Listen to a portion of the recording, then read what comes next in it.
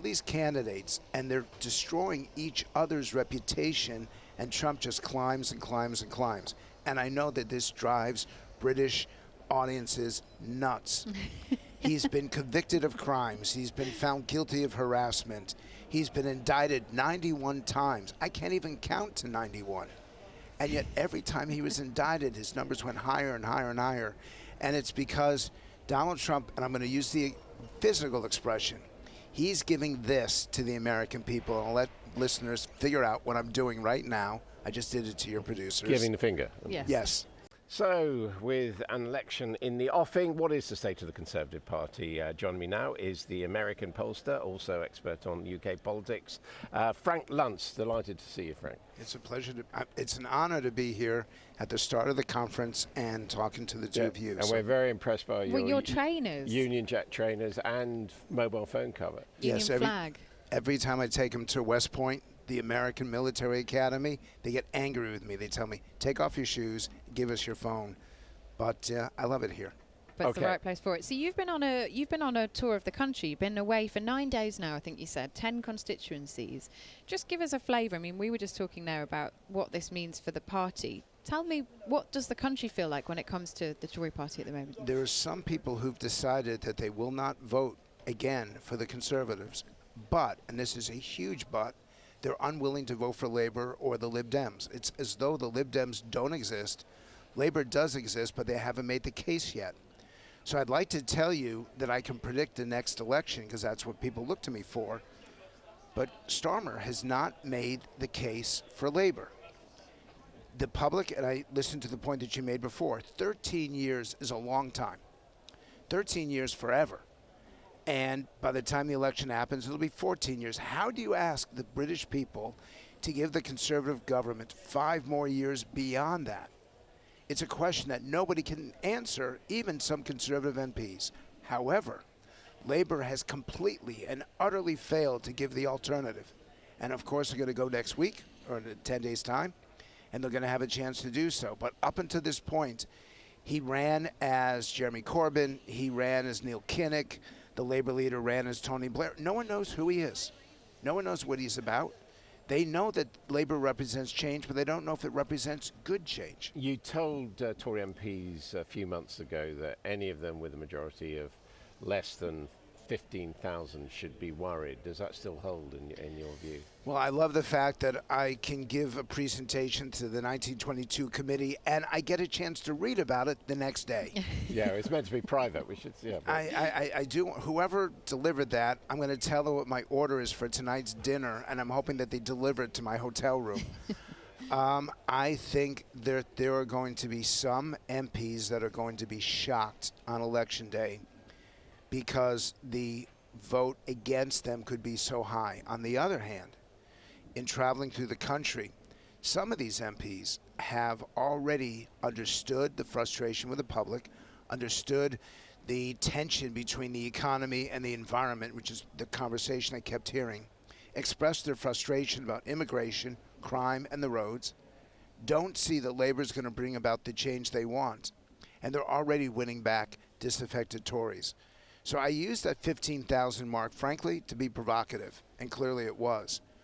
But I would say that if your majority is less than 8,000, you might want to look for another job. So what you're saying is that the Tories who get it, who heard your presentation and understand it, they have already gone out into their communities, and they're maybe starting to do things like what Sir Jake Berry is doing, which is making a personal pledge to his constituents that he won't vote for an autumn statement that has tax rises in it. Is that why those MPs are starting to do this kind of thing? They want you to look them straight in the eye. They want you to tell them the truth, even if it's difficult. And they're going to get mad initially. But if you don't give voters the chance to express that anger, that's how you get Ross Perot. That's how you got Donald Trump. That's how you've got this anger in America. And what has bothered me the most since I've been over here is that there's some of this British dialogue that sounds as bad as what we have in America. I've been to 2 constituencies where I thought I was listening to Trump voters because they were yelling at their MP. Their MP is not responsible for what they're angry at, but they don't care because they just want to yell, and they're disrespectful to each other as well. God help you if you allow American politics to enter into British politics. You don't want it. Do you think that this line Rishi Sunak's taking about pushing back the war on the motorists, as he calls it, is that good electoral politics in your view? It's day-to-day quality of life. It's something that everyone has to deal with. It's the same thing about the decisions about the heat pumps in the homes. It's the same thing about the challenge of food and the cost of petrol. It is tough to be a hard-working taxpayer right now in this country, and that's the core of the conservative vote.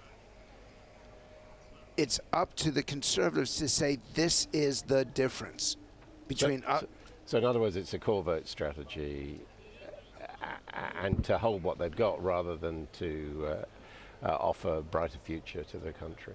I don't necessarily agree with that, because voters in this, to my shock, I mean, this is polling that we just did within the last 10 days, voters would prefer to take a risk on the future than be condemned with the past. Or they would prefer the politician who talks to them about why they're better rather than any focus on why the other side has got it wrong. But even after 13 years, people are still prepared to hear that from a Tory candidate. They're prepared to hear the truth. They're prepared for you to go and look them straight in the eye and go to the constituencies. My shock is how few MPs have done these sessions with voters, have gone, invited 100 just average blokes to come and have this conversation. And women, hopefully. I meant that. I'm American. I'm sure that I will say 8. By the way, I haven't used the phrase. No, don't. Let's go there. Okay, tell you what, I'm going to steer you in a different direction because I know where you're going, because you did this last time and it's early in the morning for swear words. For the Tory strategy, you know, we talk about the red wall. Most people kind of know what we talk about when we say that. But also there is this idea of a blue wall, which is those southern seats where the Lib Dems actually are really going to focus their firepower, where they could give people like the Chancellor Jeremy Hunt a bit of a run for his money. Which one of those is going to be more important for the Tories to win the next election, in your view? I'm not ducking it. I'm actually saying that this is the challenge that the Conservatives face, is that they're both equally important. Both. You cannot lose the North. If that support that you got in 2019 and was building in elections before that because of Brexit and because of COVID, if you lose that vote, it makes it hard to ever win the majority again. But you can't lose your core in the South either, and the issues are different and the attributes are different. In the South, they were really fed up with Boris. In the North, they want him back. In the South, by the way, I look around this room and I see the word inflation again and again and again. It's not inflation, it's affordability. There isn't a single Brit I've ever talked to who said to me, Frank, the problem in this country is inflation. Maybe if they went to Oxford and Cambridge, but not the average. Rishi Sunak did, and he's made it one of his 5 pledges. Yes, he should have said to make Britain more affordable. And this is what I do when I walk around this room. I look at the stuff that's written. You think they're not communicating clearly enough? Well, here, can I give them credit for something? Long term. We just polled this. Even more important than your children, even more important than doing this perspective of tomorrow or the next generation. A long-term approach is exactly what the British people are looking for, and that's bad news for Labour because they're talking about short-term impact but not long-term strategy. And but they are focusing very heavily on the cost of living, though, aren't they? Which is very smart of them, but the one who's going to benefit, I think, are the Lib Dems. The Lib Dems are in a better position in the South to make hay on the cost of life issue more than Labour is up north. Now, we're not going to use any rude terms about the state of America and American politics. But I do. Yeah, not on Times Radio. But let's just get your view. There's been this extraordinary standoff on the federal budget, which has been kind of temporarily compromised. There's now a debate over the future of the Speaker, the Republican leader of the House. And meanwhile, Donald Trump seems to be miles ahead for the nomination for the Republicans, and even now to win the presidency. What's going on? I don't see any way for Republicans to stop the Trump nomination. We're now into October. The first votes are cast the second week of January. And you've got all these candidates, and they're destroying each other's reputation, and Trump just climbs and climbs and climbs. And I know that this drives British audiences nuts. He's been convicted of crimes. He's been found guilty of harassment. He's been indicted 91 times. I can't even count to 91. And yet every time he was indicted, his numbers went higher and higher and higher.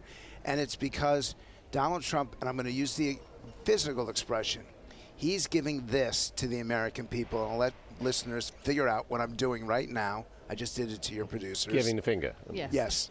Good morning, everybody. Yes. A lovely Sunday morning to you all. Now I'm Yeah, giving, but they're saying thank you and coming to him, aren't they? Not the producers, the voters, to be the clear. voters. yes, and on the Republican side, but not the independents, not the Democrats. And yet some polls now have Donald Trump beating Joe Biden. Make no mistake, 70% of Americans do not want Trump and do not want Biden.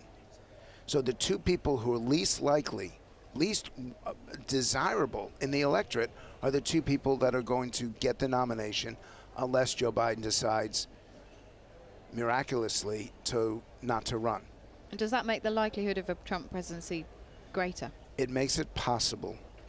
And so I can't conclude right now. I normally place bets in this country over who's going to win, and I can do so legally. Okay, couple of questions. Just supposing Joe Biden doesn't run or doesn't make it, who is there who could beat Trump? Almost every other Democrat with the exception of the vice president. So what? Give us a name. Gretchen Whitmer, the governor of Michigan. Cory Booker, the senator of New Jersey. Gavin Newsom, the governor of California. Mitch Landrieu, the head of the infrastructure. Any one of these Democrats is a better candidate than Joe Biden, but Joe Biden's being told that he's the only one who can beat Trump, which is why he's staying in this race. And on the Republican side, just about any Republican could beat Joe Biden. But as long as Donald Trump's here, so I've got the two worst candidates, the American people looking at us going, what the hell have you done? Democracy doesn't work. So I don't know I hear the music. I don't know who's in worse shape, Britain or America. All I can say is, have a good morning. Well, it's a great place to end. But I mean, Frank, there's a lot of praise for you. Phil says Frank Luntz is an interesting guy to listen to. He makes some acute observations. So despite the pessimism, thank you for your acute observations. Thank you for joining us this morning, Frank Luntz. Always good to speak to you, Frank. Thanks. Yeah. And I did not use a four-letter word. No, you didn't. Thank you for that. Plenty more to come. Stick with us on Times Radio.